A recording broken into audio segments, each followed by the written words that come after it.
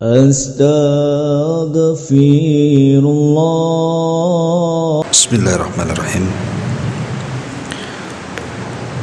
Assalamualaikum warahmatullahi wabarakatuh.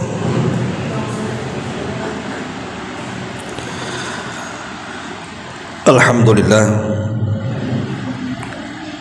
Alhamdulillahilladzi bi ni'matihi tatimmus shalihat. Asyhadu an la ilaha illallah wahdahu rabbi la syarika lah. Wa asyhadu anna Muhammadan abduhu wa rasuluhu alladzi la nabiyya ba'da. Qala Allahu azza wa jalla ya ayyuhalladzina amanu taqullaha haqqa tuqatih wa la tamutunna illa wa antum muslimun, amma ba'du. Alhamdulillah, di pagi ini kita bisa kembali duduk untuk bermajlis ilmu, dan pagi ini kita akan mengambil hikmah dan pelajaran dari salah satu putra Nabi Nuh alaihi salatu wassalam yang kufur. Siapa dia? Kan'an ibn Nuh alaihi salatu wassalam. Disebutkan dalam surah Hud ayat 41 sampai 47. A'udzubillahi minasyaitonir rajim. Bismillahirrahmanirrahim. Wa qala irkabu fiha bismillahi majreha wa mursaha. Inna rabbi laghafurur rahim. Wa hiya tajri bihim fi mawjin kal jibal.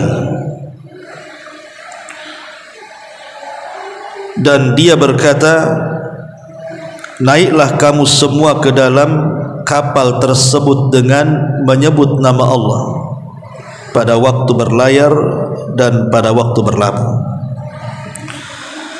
Sungguh Tuhanku Maha Pengampun lagi Maha Penyayang. Dan kapal itu berlayar membawa mereka ke dalam gelombang laksana gunung-gunung besar. Wa nada Nuhun ibnahu.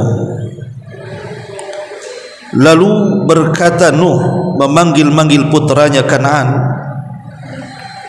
Wa kana fi ma'zilin ya bunayyarkam ma'ana wa la takum minal kafirin.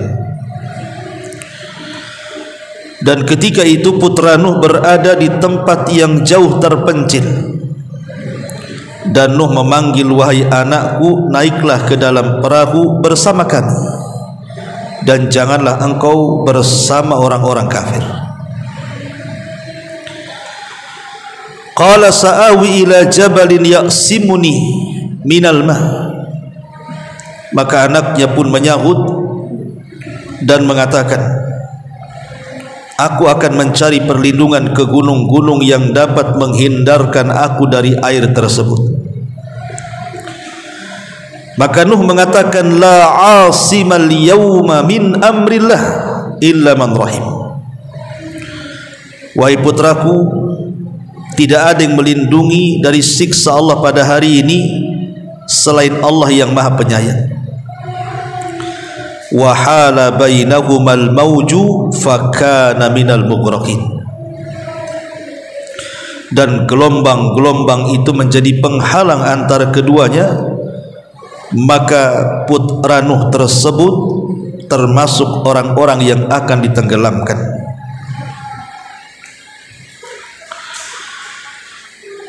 Wa qila ya ardha bla'i ma'aki wa yas sama aqli'i wa ghidhal ma wa qudiyal amru wastawat alal judi wa qila bu'dan liqaumi zalimin. Dan Allah pun berfirman, wahai bumi, telanlah airmu, wahai langit, hujanlah. Dan air pun ketika Allah subhanahu wa ta'ala kemudian memerintahkan untuk surut, maka air pun kemudian surut dan perintah pun diselesaikan, dan kapal itu pun berlabuh di atas gunung Judi, dan dikatakan binasalah orang-orang zalim itu. Wa nada Nuhun rabbahu faqala rabbi inna ibni min ahli wa inna wa'dakal haq wa anta ahkamul hakimin. Nuh pun memohon kepada Tuhannya sembari berkata, ya Tuhanku, sesungguhnya anakku adalah termasuk keluargaku, dan janjimu itu pasti benar, engkau adalah hakim yang paling adil. Maka Allah mengatakan, ya Nuh, innahu laisa min ahlik, innahu amalun ghairu salih, fala tas'alni ma laisa laka bihi ilmun, inni a'idzuka an takuna minal jahilin. Maka Allah subhanahu wa ta'ala berfirman, wahai Nuh, sesungguhnya dia bukan keluargamu, karena perbuatannya sungguh tidak baik. Sebab itu janganlah engkau memohon kepadaku sesuatu yang tidak engkau ketahui hakikatnya. Aku menasihatimu agar engkau tidak termasuk orang bodoh. Qala, maka Nuh berkata, Rabbi inni a'udzubika an as'alaka ma laysa li bihi ilmun wa illam taghfirli wa tarhamni akum minal khasirin. Maka Nuh berkata, ya Tuhanku, sesungguhnya aku berlindung kepadamu untuk memohon kepadamu sesuatu yang aku tidak mengetahui hakikatnya. Kalau engkau tidak mengampuniku dan tidak menaruh belas kasihan kepadaku, niscaya aku termasuk orang-orang yang rugi. Surah Hud ayat 41 sampai 47. Ma'asyiral muslimat yang dimuliakan Allah subhanahu wa ta'ala, surat ini memberikan pelajaran kepada kita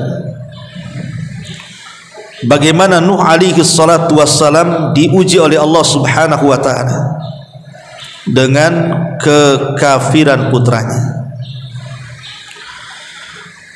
Nuh ini memiliki beberapa putra.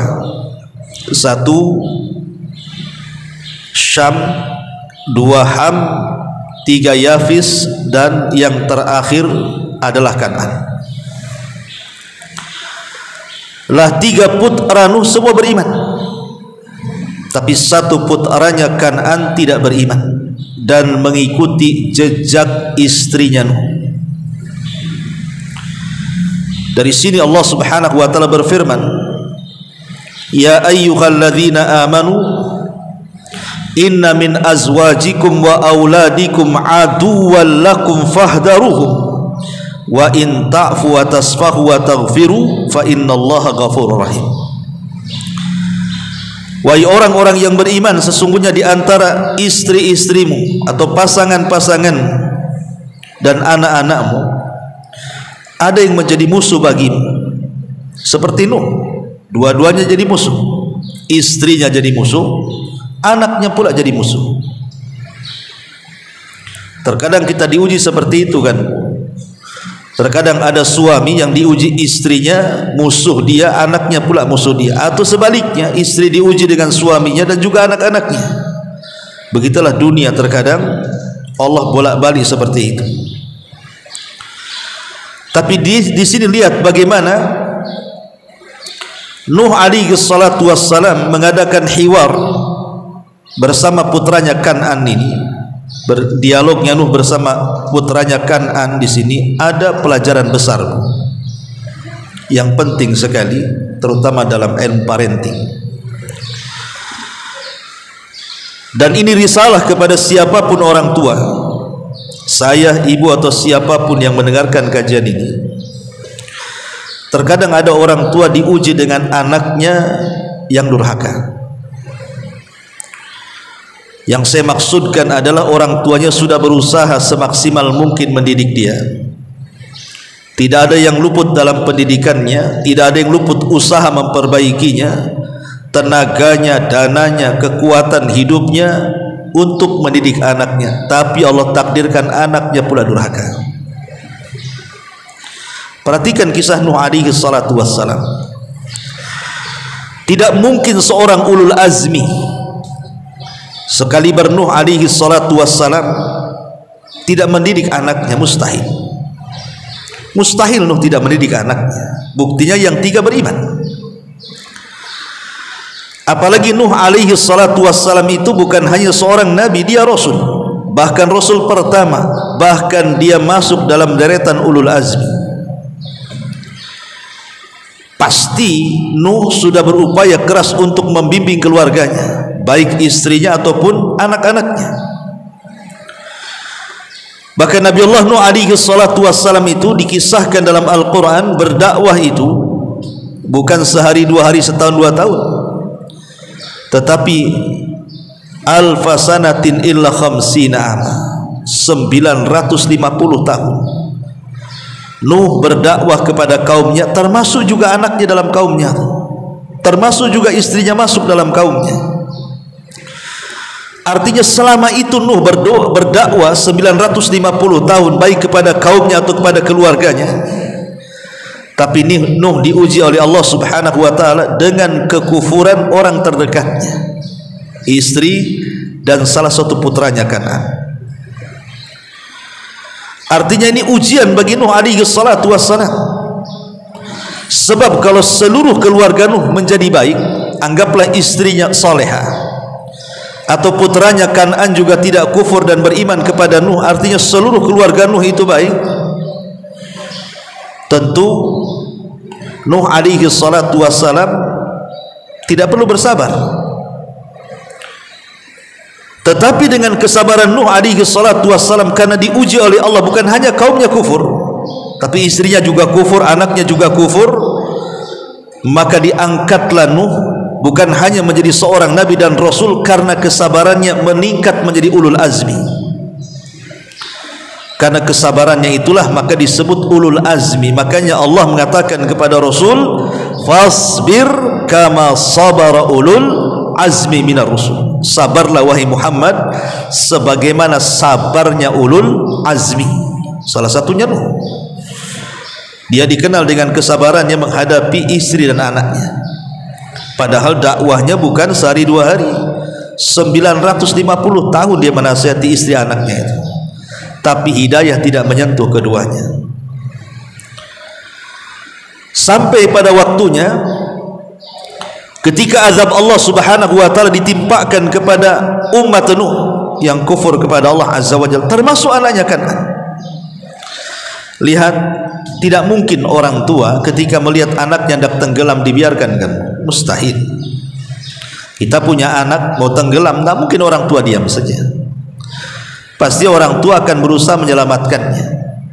Bahkan betapa banyak orang tua sebejat apapun anak, kalau berkasus masuk penjara, dia usahakan untuk dikeluarkan. Bila perlu bayar lawyer dia bayar. Padahal sudah jelas-jelas anaknya itu kan kriminal. Ada orang tua yang sayangnya seperti itu kepada anak karena mengharap kebaikannya. Lah begitulah Nuh alaihi salatu wassalam di sini. Coba bayangkan, Nuh alaihi salatu wassalam sudah jelas-jelas anaknya kurang ajar, sombong, tidak penerima dakwahnya, bahkan dia kafir lagi, mengikuti agama kaumnya. Tapi ketika datang azab Allah subhanahu wa ta'ala, Nuh masih menginginkan hidayahnya, karena itu putranya, darah dagingnya. Sampai dia mengatakan, disebutkan dalam Al-Quran, wa nada Nuh ibnahu wa kana fi ma'zilin ya bunayyar kam ma'ana wa la takum minal kafirin. Nuh berkata kepada putranya yang ketika itu putranya terpencil dari kaumnya, karena ketika itu kan orang sibuk menyelamatkan sendiri-sendiri dari banjir bandang seperti tsunami yang luar biasa, karena disatukannya air langit dan juga air bumi. Cemana besarnya air itu. Tapi Nuh tetap mengatakan, ya bunayyar kam ma'ana, wahai anakku, naik dan jangan bergabung dengan orang-orang kafir. Di sini ada pelajaran. Sebenarnya Nabi Nuh alaihi salatu wassalam kan bisa saja memaksa anaknya. Pamannya anaknya diikat di kapal kan bisa saja supaya dia selamat kan. Tapi itu tidak dilakukan. Nuh hanya menasihati saja dan tidak memaksa di sini. Karena terkadang apabila orang tua itu keras dengan anaknya, maka kekerasan orang tua itu akan melahirkan warisan bagi anaknya. Kenapa anaknya keras? Bapaknya keras kan itu. Kenapa anaknya pemarah? Mungkin bapaknya begitu. Maka Nuh alaihi salatu wassalam mengajarkan, dia tidak memaksa. Nuh bisa saja mengambil anaknya, dimasukkan ke kapal, diikat di biar gak lari kan. Tapi tidak dilakukan Nuh. Nuh hanya mengatakan, nah, masuk ke perahu dengan lembutnya Nuh, dan jangan bergabung dengan orang-orang kafir. Ayo masuk ke perahu. Tetapi anaknya tidak mau. Memang degil anaknya, sombong dengan ayahnya, dan dia tetap mengatakan, sa'awi ila jabalin ya'simuni minal ma. Oh tidak mau saya bisa menyelamatkan diri, saya akan cari tempat tinggi, saya akan lari ke gunung-gunung, air itu tidak akan menyentuhku katanya.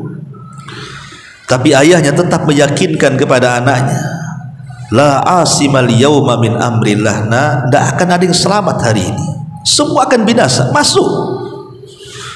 La asimal yauma min amrillah illa man rahim. Tidak ada yang selamat kecuali orang-orang yang dirahmati Allah saja. Tapi Nuh sudah berusaha keras menyelamatkan anaknya, tetapi apa yang terjadi? Akhirnya kapal pun semakin jauh dari putranya karena dihempas gelombang sana sini. Wahala bainahumal mauju, dan gelombang itu yang memisahkan keduanya. Dan Allah katakan, fakana minal mughraqin, rupanya Kan'an lebih memilih tenggelam dibandingkan masuk ke perahu ayahnya Nuh alaihi salatu wassalam.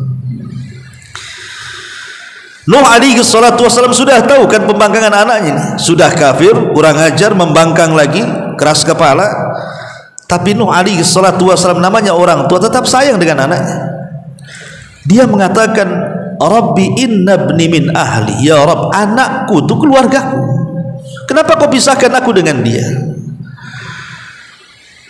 Maka kemudian Nuh meminta janji Allah, wa inna wa'dakal haq wa anta ahkamul hakimin. Bukankah janjimu benar dan bukankah engkau adalah seadil-adilnya? Ya Rabb, tidak ada keadilan yang hakiki kecuali datang dari Allah Subhanahu wa taala. Tetapi Allah Subhanahu wa taala sudah tahu, karena dia mentakdirkan putranya. Putranya tidak mungkin beriman, pasti kafir. Makanya Allah Subhanahu wa taala memastikan kepada Nuh untuk menenangkan hatinya dan mengatakan, ya Nuh, innahu laisa min ahlik, itu bukan keluargamu, dia kafir. Kalau sudah kafir bukan keluargamu lagi, biarkan dia tenggelam. Innahu amalu ghairu salih fala tas'alni ma laisa laka bihi ilmun. Maka Allah Subhanahu wa taala mengatakan, anakmu itu tidak benar, anakmu itu jahat, maka jangan meminta sesuatu yang kamu tidak tahu hakikat anakmu. Dan saya nasihatkan kamu jangan jadi orang jahil, pergi kamu tinggalkan anakmu. Lihat bagaimana di sini Nuh alaihi salatu wassalam diuji oleh Allah Subhanahu wa taala sedemikian rupa supaya kita sebagai umat Rasul yang membaca kisah ini dapat pelajaran besar. Karena Quran itu sering saya katakan bukan kitab sejarah. Memang ada sejarah dalam Quran, tapi Quran itu kan bukan kitab sejarah. Quran itu kitab hidayah dan kitab ibrah, kitab yang kita ambil per kalimatnya itu ada pelajaran di situ. Seperti kisah Nuh alaihi salatu wassalam. Lain Nuh, lain pula Nabi Yakub alaihi salatu wassalam. Nabi Yakub juga diuji oleh anak-anaknya kan. Nabi Yakub ini sama dengan Nuh dan nabi-nabi yang lainnya, tidak mungkin mentarbiyah anaknya sembarang tarbiyah. Dia seorang nabi, pasti akan diajarkan yang baik-baik anaknya kan. Tapi lagi-lagi pengaruh anak itu ternyata datang dari siapa? Dari istri Yakub. Ya, sebagaimana Nuh pengaruh kepada anaknya jadi istrinya juga. Anaknya mengikuti agama istrinya.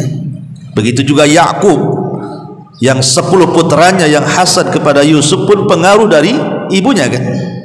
Makanya posisi ibu dalam keluarga itu sangat menentukan tarbiyah anak-anak. Makanya ada istilah al-madrasatul ahli. Ibu itu madrasah keluarga. Karena ayah ini jarang pulang, keluar pagi bekerja, kadang sore datang, nggak sempat dia mendidik. Jadi yang mempengaruhi besar dalam keluarga kepada anak-anak ya ibunya kan itu. Nabi Yakub sudah tahu tabiat putra-putranya, sehingga ketika Nabi Yusuf alaihi salatu wasallam bermimpi, Nabi Yakub sudah mengatakan kepada Yusuf, ya bunai la taqsus ru'yaka la ikhwatika fayakidu laka kaida inna syaitan lil insani aduwwum mubin. Wahai anakku Yusuf, janganlah engkau ceritakan mimpimu ya kepada saudara-saudaramu tuh. Mereka akan membuat tipu daya kepadamu, karena setan itu musuhmu yang jelas. Tetapi sehebat apapun Nabi Yakub memperingatkan Nabi Yusuf alaihi salatu wassalam, dia tidak bisa menolak takdir. Dia tidak bisa menolak takdir Allah Azza wa Jalla. Tetap saja namanya Yusuf masih polos, diceritakan pula mimpi itu. Apa yang terjadi?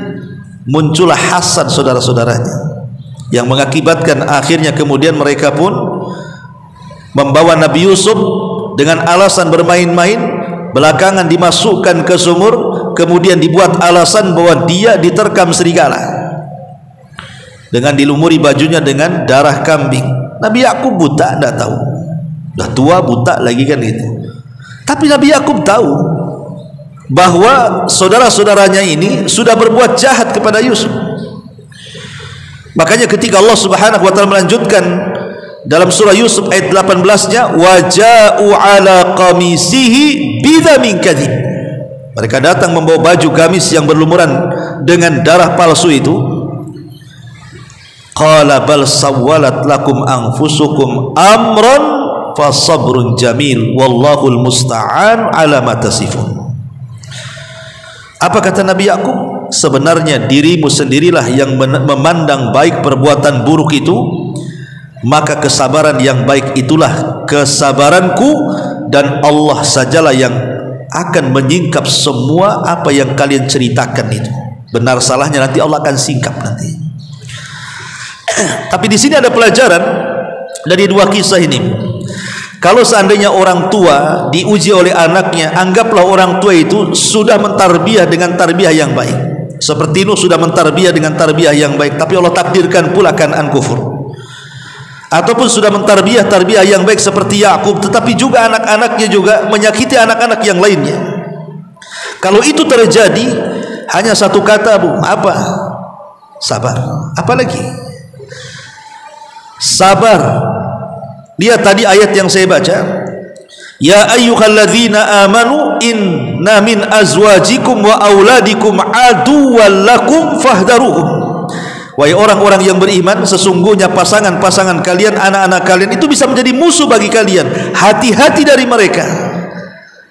Sekarang kalau kenyataannya anak kita ini musuh kita, durhaka dengan kita, apakah kita sebagai orang tua mencaci maki anak kita?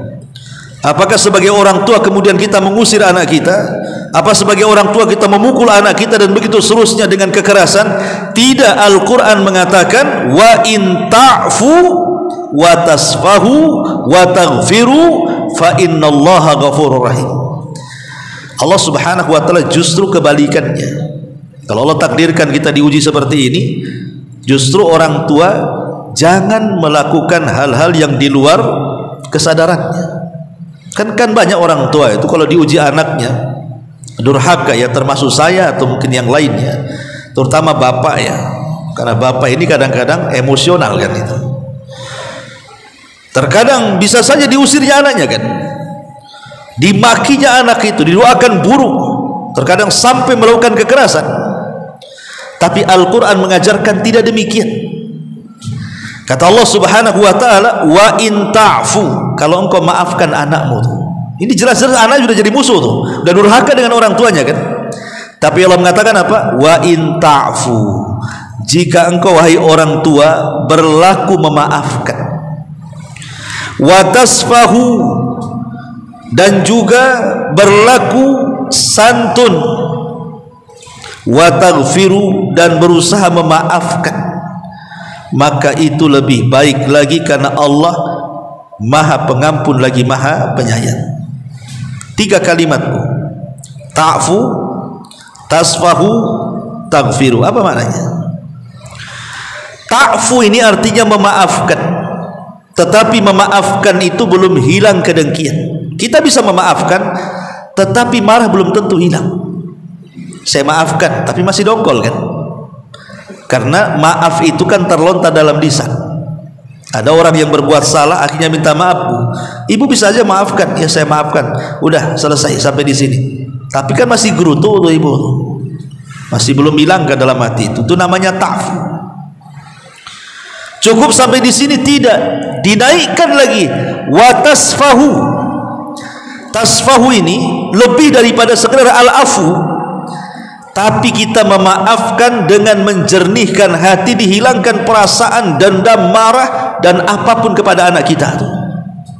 Kalau bisa hilangkan semuanya. Cukup sampai di sini tidak. Wa taghfiru, bayangkan.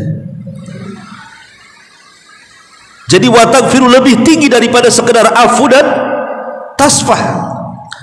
Karena taghfiru itu bukan hanya sekedar memberikan maaf, memberikan ampun, tapi lebih daripada itu menutup aib anak kita dan memperbaikinya.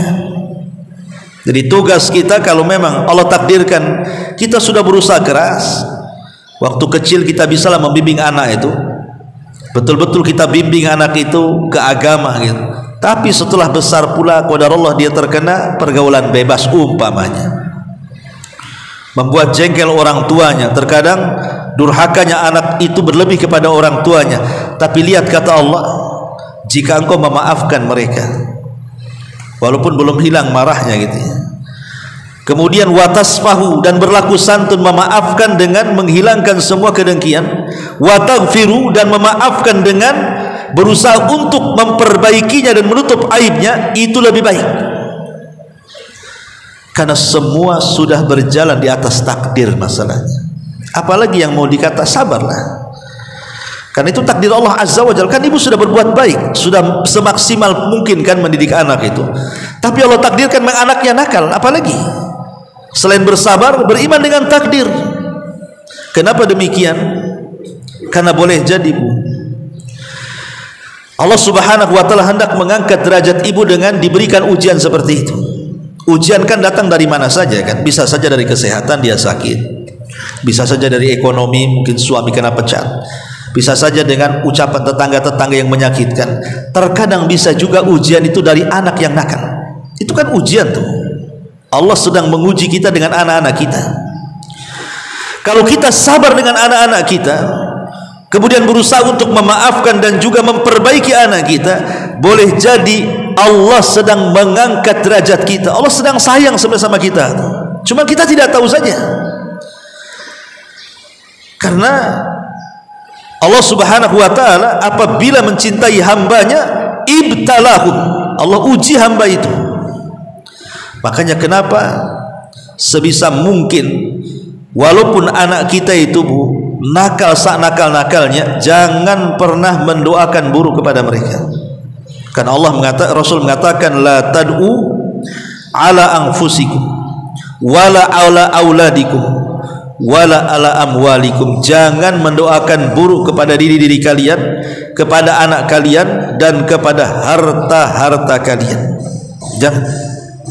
Karena kalau sampai ibu doakan doa buruk, doa ibu itu mustajab. Kenapa? Selain memang orang tua itu mustajab doanya kepada anak, doa yang dizalimi itu mustajab masalahnya. Jadi dua mustajabnya itu. Pertama, memang orang tua apabila berdoa kepada anak itu mustajab. Sebagaimana Nabi SAW mengatakan, salasu da'awatin, ada 3 doa mustajabun akan diijabah. Da'watul walid ala waladihi, doanya orang tua kepada anaknya. Wa da'watul musafir, dan doanya orang yang sedang musafir. Wa da'watul madlum, dan doa orang yang dizalimi. Jadi kalau orang tua berdoa kepada anaknya dengan doa buruk, dua dia mustajab tuh. Dia dari pihak yang dizalimi oleh anaknya, itu sudah mustajab. Dia pula orang tuanya bagi anak itu lebih mustajab lagi. Karena begini Bu, terkadang wa asa an takrahu syai'an wa huwa khairul lakum, kan itu. Terkadang apa yang kita anggap buruk itu rupanya baik pula di hadapan Allah. Siapa tahu kan kita tidak tahu.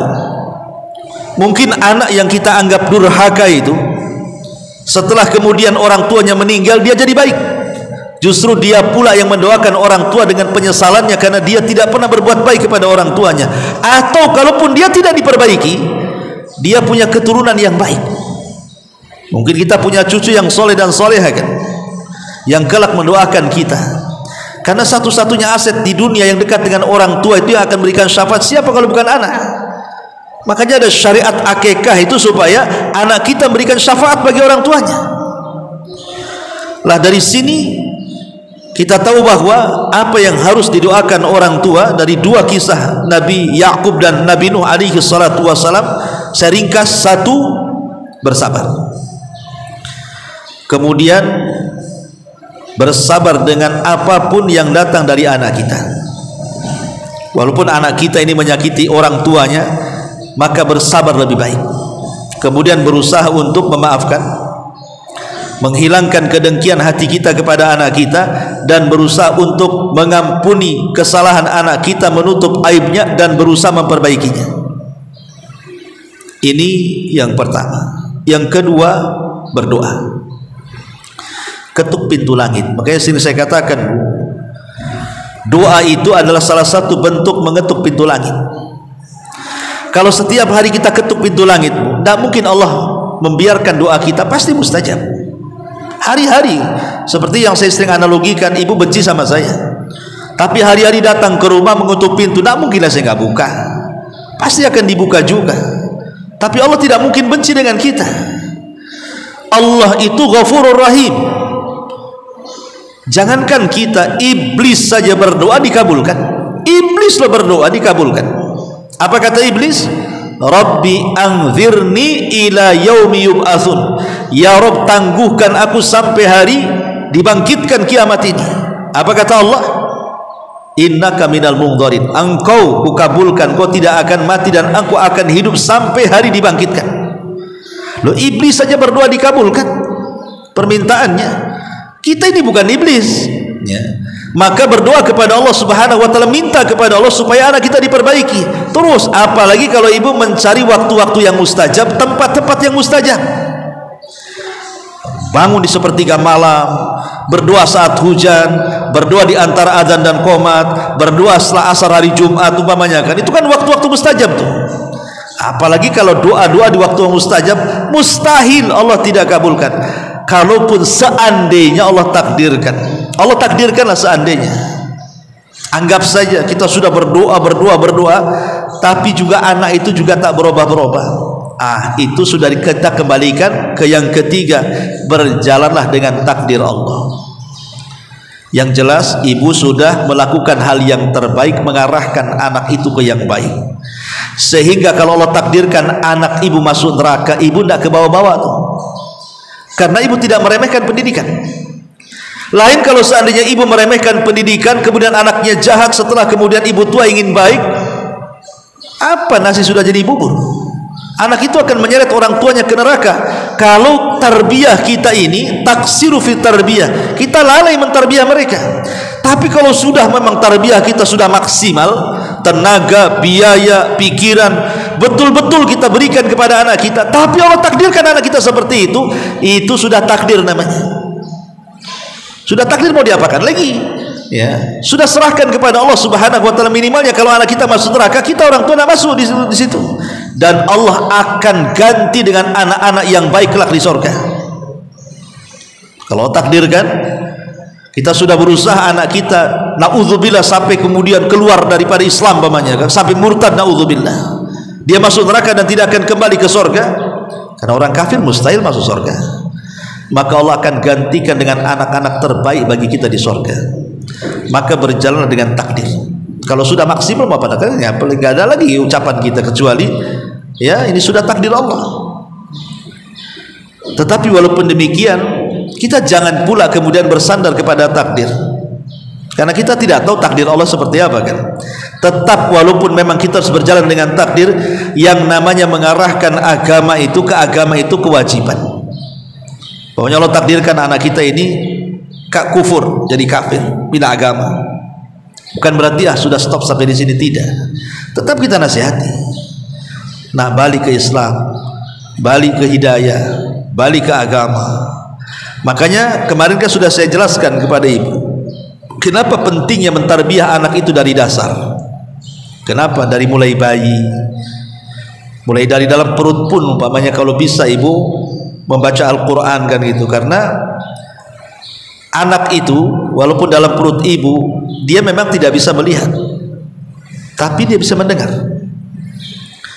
Karena Allah Subhanahu wa taala mendahulukan pendengaran dibandingkan penglihatan kan. Wallahu akhrajakum min butuni ummahatikum la ta'lamuna syai'an wa ja'ala lakumus sam'a wal basar. Allah yang mengeluarkan kalian dari perut-perut ibu kalian, kemudian Allah jadikan pendengaran baru penglihatan. Allah dahulukan pendengaran baru penglihatan. Maknanya apa? Karena bayi dalam perut kita itu sudah bisa mendengar. Jadi kalau ibu ini membaca Quran, dia dengar itu sebenarnya. Jadi kalau 9 bulan ibu terus baca Quran, maka separuh Quran itu sudah rekam dia sebenarnya. Makanya ada seorang penemu metode penghafal Quran terbaik di Mesir itu mengatakan bahwa kalau ingin menjadikan anak-anak itu para penghafal Quran, lah ibunya harus selalu mengaji ketika anak itu di kandungan tuh. Jadi separuh Quran sudah terekam dia tuh. Jadi kalau dia brojol saja, ibu tinggal ngarahkan saja, ingatannya sudah kuat tentang Quran tuh. Tapi kan sekarang tidak. Makanya kenapa orang-orang jadi penyanyi, jadi artis, jangan ibunya nyanyi terus waktu mengandungkan gitu ya, itu yang direkam tuh. Makanya dia mudah menghafal nyanyian, ibunya tukang nyanyi. Kalau ibunya tukang ngaji, maka dia akan mudah menghafal Quran. Kalau ibunya tukang nyanyi, itu pula yang dihafal dia, gitu maksudnya. Makanya di sini penting itu mulai tarbiyah dari kecil itu, ya, mulai dari kandungan sampai kemudian lahir, sampai kemudian menginjak besar dan terus membesar, terus tarbiyah. Jangan sampai mata kita terpalingkan dari anak kita. Kalaupun Allah takdirkan nih nanti dia besar dia jahat, insya Allah biasanya kalau tarbiyahnya baik, dia akan balik lagi. Dia akan balik lagi. Kalau kita sudah mentarbiyah baik, dia akan balik lagi. Kalaupun tidak balik lagi, ya itu sudah takdirnya. Tapi umumnya balik lagi. Contohnya kisah Nabi Yakub ini. Ketika kemudian saudara-saudaranya mencelakakan Nabi Yusuf alaihi salatu wassalam, di akhir kisah mereka tobat kan? Mereka bertobat kepada Allah Azza wa Jalla. Artinya kalau kita mentarbiyah dengan baik dari awal, kemudian pertengahan dia rusak, pasti akhirnya baik lagi, gitu maksudnya. Kalaupun Allah takdirkan kita sudah mentarbiyah dari awal, kemudian dia rusak terus, ya itu sudah takdir, seperti Kan'an putranya Nuh. Tapi kan ada upaya orang tua di sini, ajari mereka agama. Karena kalau agama tidak ada pada anak kita, makanya saya katakan, saya ulang, bahwa anak kita kalau tidak mulhid pasti mujrim, kalau tidak mujrim pasti mudmir, kalau tidak mudmir pasti syadz. Kalau anak kita tidak mulhid, mulhid itu artinya menyimpang agamanya, pasti dia mujrim, dia jadi orang jahat. Kalau dia tidak jahat, maka pasti mudmir, dia kecanduan maksiat. Kalau tidak kecanduan maksiat, pasti ada penyimpangan seksual, jadi LGBT. Itu kalau tidak ada agama tuh, pasti terjatuh pada 4 perkara ini. Mungkin ketika sudah besarnya dia mulhid, agamanya masalah, bahkan sama sekali tidak peduli dengan agama. Atau mungkin mujrim, jadi jahat dia. Atau mungkin mudmir, gemar pula dia maksiat, gemar dengan khamar, gemar dengan narkoba, gemar dengan zina, gemar dengan macam-macamnya. Atau mungkin penyimpangan seksual tadi, akhirnya berubah jadi LGBT kan. Kita tidak tahu, itu karena tidak ada agama. Tapi kalau sudah ditarbiyah dari kecil bu, nggak mungkin anak itu terjerumus kepada 4 perkara. Kalaupun terjerumus, pasti balik lagi nantinya, ya. Ma'asyiral muslimat yang dimuliakan Allah Azza wa Jalla. Makanya yang Selanjutnya adalah al-istimrar fi munasahati abnai, terus menerus tidak terputus menasihati anaknya. Seperti Nuh ini kan tidak terputus, terus sampai tenggelam anaknya, tidak terputus. Yang namanya hati itu, Bu, namanya hati itu kan ada iqbal, ada idbar kan. Hati manusia itu terkadang menerima, terkadang menolak. Ada waktunya hati itu lapang, ibu mau nasihati, mau keras, mau lembut, terima. Tapi ada hati itu ketika sempit, mau lembut-lembutnya pun ditolak dia. Maka carilah waktu-waktu di mana anak-anak kita itu ketika hatinya lapang, ambil. Terkadang nasihat itu bukan kepada objek dan pokok masalah. Ingat ya, nasihat itu terkadang bukan hanya ditujukan kepada objek dan pokok masalah. Umpamanya anak kita mencuri, jangan kau mencuri, umpamanya. Bukan itu saja. Terkadang tidak perlu disentuh objeknya, tetapi cari yang lain yang bisa menghilangkan supaya dia tidak mencuri. Dia mencuri, jangan nasihati, nak jangan mencuri, tapi nasihati sholatna. Cari perkara lain. Boleh jadi dengan sholat dia akhirnya takut kepada Allah, tak jadi mencuri gitu kan. Jadi nasihat itu kan tidak mesti objeknya. Itu maksudnya, paham Bu ya? Nasihat itu tidak mesti langsung ke objeknya kita nasihati anak itu. Tapi terkadang nasihati itu alihkan ke perkara yang lain, yang perkara lain itu juga masih ada kaitan dengan itu. Contohnya, ayo nak, kayaknya bulan ini kita ada rezeki, ayo kita umroh, umpamanya. Diajak umroh umpamanya kan. Ya siapa tahu di sana dapat hidayah, pulang akhirnya nggak nyuri lagi, pulang akhirnya nggak nakal lagi, kan bisa saja seperti itu. Ya, bukan disuruh sholat, disuruh ngaji. Sebab terkadang kalau kita nasihati objek maksiatnya, terkadang anak itu tak terima tuh. Terkadang juga ya metode-metode seperti ini juga perlu dalam nasihat itu. Tidak mesti ke objeknya, tapi cari perkara lain yang ada kaitan dengan objek tadi. Ma'asyiral muslimat yang dimuliakan Allah Azza wa Jalla. Dan yang terpenting juga berbuat adil. Terkadang kenapa kemudian anak ini nakal? Karena orang tua tidak adil dengan anak-anaknya tuh. Di zaman Nabi Sallallahu Alaihi Wasallam ada seorang sahabat namanya Bashir. Bashir punya anak namanya Nu'man. Makanya Nu'man bin Bashir, sahabat Ansor yang pertama kali lahir pasca hijrah. Kalau sahabat Muhajirin yang pertama lahir pasca hijrah Abdullah ibn Zubair. Kalau dari kalangan Ansor, Nu'man ibn Bashir yang meriwayatkan al-halalu bayyinun wal haramu bayyinun, itu yang halal jelas, yang haram jelas, itulah Nu'man bin Bashir. Lah Nu'man ini punya ayah namanya Bashir. Lah karena Bashir ini kan banyak anaknya, salah satunya Nu'man. Lah Nu'man itu anak yang paling soleh dari semua anaknya. Jadi orang tuanya itu lebih sayang kepada Nu'man dibandingkan orang tua anak-anak yang lain. Itu kan tidak adil namanya.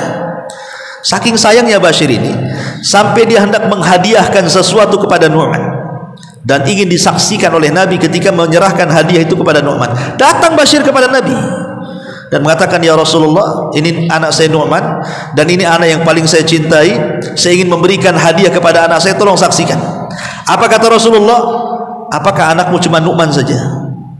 Oh tidak, anak saya banyak. Maka Nabi SAW mengatakan, tidak, la ashhadu ala jaurin, saya tidak mungkin menyaksikan kepada jaur, kezaliman. Zalim kamu itu.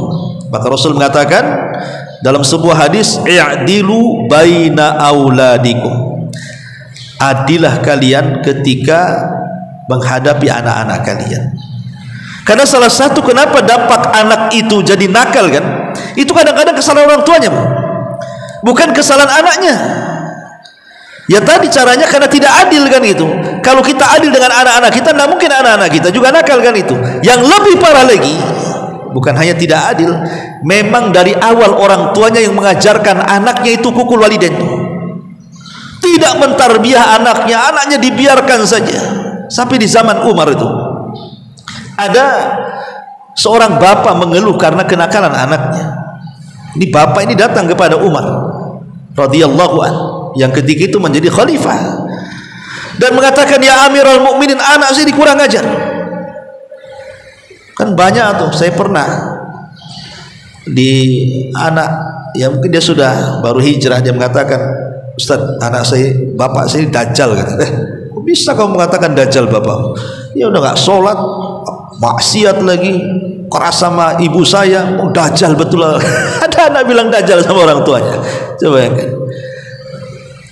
Lah ini kan terjadi seperti ini karena tadi memang orang tuanya dari awal sudah nggak mengajarkan kan. Jadi Umar bin Khattab radhiyallahu an ketika mendengar satu aduan kan tidak mungkin satu telinga. Kata Umar, datangkan anakmu. Didatangkan anaknya, kemudian ditanya, betul engkau durhaka kepada orang tuamu? Kata anaknya, ya Amirul Mukminin, saya ingin bertanya, boleh tidak? Boleh. Kewajiban orang tua kepada anak itu apa wahai Amirul Mukminin? Kata anaknya. Kata Umar, 3. 1. Mengajarkan Quran. 2. Memberikan nama yang terbaik. 3. Mencarikan ibu yang baik. Apa kata anaknya? Ya Amirul Mukminin, ayahku di depanmu nih satu huruf Quran pun tidak mengajarkan aku, dan dia memilihkan ibu untukku adalah seorang budak, ibuku seorang budak, dan aku dikasih nama Jual. Jual itu nama binatang. Marahlah Umar. Makanya Umar mengatakan kepada orang tua ini, sebelum anakmu durhaka kepadamu, kau sudah durhaka sama anakmu, katanya. Terkadang ada anak-anak jadi durhaka itu karena orang tuanya yang durhaka, memang nggak ngajarin sama sekali anaknya. Ya kalau dia tumbuh besar jadi durhaka ya wajar kan begitu. Oh, nggak ngasih contoh. Jangan seperti itu. Kadang-kadang kenapa anak jadi durhaka luar biasa sama orang tua? Orang tuanya yang kurang ajar.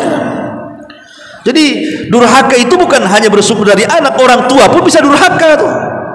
Dari sini penting seseorang itu memahami bahwa kalau orang tuanya sudah mendidik dengan baik, dengan benar gitu, anaknya durhaka ya memang ujian. Tapi kalau orang tuanya tidak pernah memberikan pendidikan terbaik bagi anak-anaknya, tiba-tiba setelah tua ingin baik, ya mustahil. Mustahil. Orang tuanya pencuri, anaknya jangan mencuri, susah. Walaupun ada juga yang ajaib, orang tuanya jahat, anaknya pula jadi ustadz, ada yang seperti itu hidayah kan gitu ya. Tapi umumnya kan jarang yang seperti ini. Umumnya orang tua jahat, anak jahat. Karena pohon namanya buah mangga ya tidak mungkin jatuh di pohon durian kan itu. Ya di bawah pohon mangga juga nggak jauh-jauh dari situ. Ya. Makanya penting seseorang itu terus menasihati anaknya, menasihati anaknya, dan bila perlu kita tahu bahwa ada terkadang ya dalam suami istri itu kan karakter berbeda-beda Bu. Kadang ibu kan lebih diterima anak, sejahat-jahatnya anak biasanya masih sayang sama ibunya, ya kan Bu. Sak kurang-kurang ajarnya anak itu biasanya sama ibu masih dekat. Tapi kalau sama bapak, kalau udah dendam tuh dendam mati biasanya. Ya sama-sama laki-laki masalahnya kan. Kalau dia anak laki-laki. Makanya kalaupun nasihat itu kalau tidak bisa dengan bapaknya, ya ibu yang paling dekat lah wasilahnya. Ibu jangan bilang kamu juga ikut nasihati. Terkadang bapak ini dia nasihat itu ya kalau dia berakal dia. Tapi kadang-kadang kan bapak ini bukan memperbaiki Bu, justru makin mengeraskan anak kan gitu ya. Maka ibu yang ngalah, sudah Pak biar saya nasihati, biar saya nasihati, biar, karena biasanya kedekatan ibu dengan anak lebih dekat dibandingkan seorang ayah. Kadang-kadang pandailah buat metode seperti ini. Karena berapa banyak bapak yang nasihati, bukannya anak itu beres Bu, bapak ada main usir-usir aja, kok macam-macam keluar kok dari sini kan itu ya. Tapi kan kalau seorang ibu kan tak tega seperti itu. Maka kalau tidak bisa dari jalur bapak, maka dari jalur ibu, dan itu yang lebih pas biasanya. Karena hati seorang ibu kan lebih ke perasaan, menasihati itu ada perasaannya. Kalau laki-laki mana ada kayak gitu ya, mereka pakai akal, kurang ajar udah pergi kau dari sini, selesai itu. Karena laki-laki simpel maunya cepat selesai gitu. Kalau perempuan kan tidak ya. Makanya itu juga salah satu metode juga ya. Ma'asyiral muslimat yang dimuliakan Allah Azza wa Jalla. Tetapi dari itu semuanya, kalau seandainya Allah Subhanahu wa taala takdirkan ibu sudah berusaha membimbing anak dengan sedemikian luar biasanya, tapi Allah takdirkan juga anak itu durhaka kepada orang tua, maka bersabar itulah kunci yang memang dianjurkan Allah Azza wa Jalla. Siapa tahu Allah sedang mengangkat derajat ibu dengan diuji seperti itu. Atau siapa tahu mungkin dulu ibu punya dosa banyak, diuji dengan anak-anaknya, boleh jadi ujian anak itu menghapuskan dosa-dosa ibu. Atau boleh jadi Mungkin dengan kesabaran itu, dengan menghadapi ujian anak yang seperti itu, terkadang di antara kita itu mungkin sholat kurang, ya puasa maksudnya sholat sunnah ya kurang, puasa sunnah kurang, sedekah juga kurang. Tetapi Allah hendak menjadikan kita bersama para nabi, hendak mengangkat derajat kita bersama orang-orang para siddiqin, orang-orang para syuhada. Kita tidak tahu, Allah hendak mengangkat derajat kita tinggi-tinggi walaupun kita kurang amalannya, tapi dengan kesabaran kita menghadapi ujian, justru Allah subhanahu wa ta'ala mengangkat pula derajat kita tinggi-tinggi. Karena ada hadis yang mengatakan ada surga itu tidak bisa diraih dengan sholat, dengan puasa, dengan zakat, dengan amalan, dan hanya bisa diraih dengan kesabaran. Innama yuwaffas sabiruna ajrahum bighairi hisab, bahwa pahala orang-orang yang sabar itu tanpa batas. Ma'asyiral muslimat yang dimuliakan Allah azza wa jalla, sebagai tambahan untuk materi kita mengenal sebab-sebab kenapa anak itu jadi durhaka, dan ini harus dihindari sebab-sebab ini. Pertama, al-jahlu, kejahilan, karena orang tuanya jahil, tidak paham, terutama jahil dalam masalah agama. Makanya berusaha, yang mungkin sudah bahasa Jawa sudah kasep lah, udah tua baru ngaji, tidak apa-apa, jangan malu-malu hadir di majelis taklim, ya. Karena kejahilan ini membawa kerusakan. Yang kedua, su'u tarbiyah, karena buruknya tarbiyah orang tua kepada anak, hanya memberikan kasih sayang tapi tidak pernah memberikan pendidikan dan akhlak. Sayang betul orang tua sama anak itu, apapun yang diinginkan orang tua dikasih dia. Anaknya minta handphone 10 pun dibelikan dia, anaknya minta kendaraan diberi, semua apapun karena atas nama sayang tadi. Tapi tidak ada tarbiyah. Dia tidak tahu kalau handphone merusak dia, kendaraan merusak dia, pergaulan merusak dia. Ini juga su' tarbiyah. Yang ketiga, uququl walidaini liwalidain. Boleh jadi orang tuanya durhaka kepada orang tuanya. Boleh jadi kita orang tua durhaka sama orang tua kita, akhirnya Allah karmakan kita dengan durhakanya anak kita dengan kita. Itu bisa terjadi, ya. Durhakanya kita kepada orang tua menjadikan anak kita pula durhaka kepada kita, supaya Allah rasakan al-jaza min jinsil amal. Sebagaimana kita jahat sama orang tua kita, bagaimana perasaan orang tua, seperti itulah perasaan kita ketika dijahati anak kita. Ini kan khawatir. Ini yang ketiga. Yang keempat, at-tafriqatu bainal aulad. Orang tua membiarkan saja kalau anak-anak bertengkar. Dari kecil anak-anak bertengkar, dibiarkan saja, jangan dibiasakan. Dari kecil kalau anak bertengkar, lerai sama orang tuanya, damaikan supaya sampai besar itu dia bersahabat, ya. Kemudian juga yang kelima, qillatul i'anati 'alal bir. Orang tua tidak punya perhatian untuk mengajarkan anak itu birrul walidain. Jarang menegur, ditegur kalau anak salah, nak, tidak boleh, nak, nggak boleh ngomong sama orang tua seperti itu, tidak boleh kau melakukan seperti itu. Terus dari kecil diomongin seperti itu, maksudnya supaya terekam sampai dia dewasa. Kemudian qillatul ihsas bimasaibil walidain, atau sebaliknya tadi, orang tua kita ini mungkin sakit, kita tidak ada perasaan dengan orang tua kita, ya, kurang perasaan kita dengan orang tua. Mungkin orang tua kita lagi susah di kampung, kita tidak tahu. Kita sih tidak durhaka sama orang tua, tidak, ya mungkin tidak menyakiti orang tua dengan lisan, dengan apa, tapi kita kurang perasaan aja sama orang tua. Nah, boleh jadi mungkin itu sebagai timbal balik anak kita pula nggak naruh perasaan pula sama kita, ya. Kemudian juga yang nomor 7, rifaqus su'.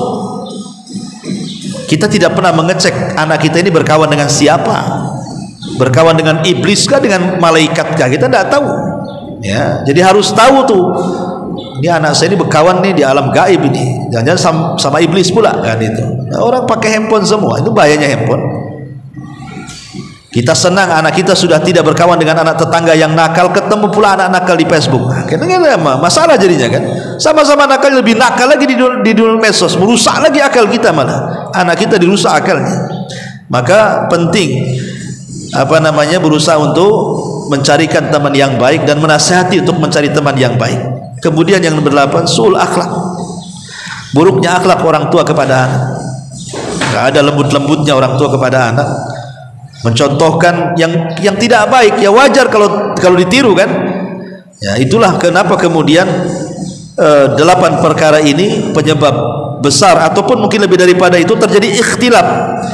Mungkin suami istri bertengkar di hadapan anaknya pula. Nah, itu juga penyebabnya. Atau juga penyebabnya adalah perceraian, dan ini yang paling berdampak kepada anak itu. Perceraian sangat berdampak, karena inilah yang dikehendaki iblis. Orang bercerai, anaknya nakal. Seolah-olah kalau seandainya suami istri bercerai, istrinya nikah lagi, suaminya nikah lagi, artinya suami dari istri tidak sayang dengan anaknya, istri daripada suami tidak sayang pula dengan anaknya. Iblis datang, sudah nak, kau sudah tidak dianggap bapamu ibumu, jadi anak angkat saya aja, katanya. Jadilah anak iblis dirinya kan. Mungkin seperti itu. Makanya kemudian perceraian ini juga sebab terbesar. Kadang-kadang anak itu durhaka dengan kedua orang tua. Wallahu a'lam bishawab. Ini diantara faedah dari kisah Nabi Allah Nuh dengan putranya Kan'an, dan Yakub dengan putra-putranya. Wallahu a'lam. Taib, sampai di sini. Silakan kalau ada yang mau bertanya.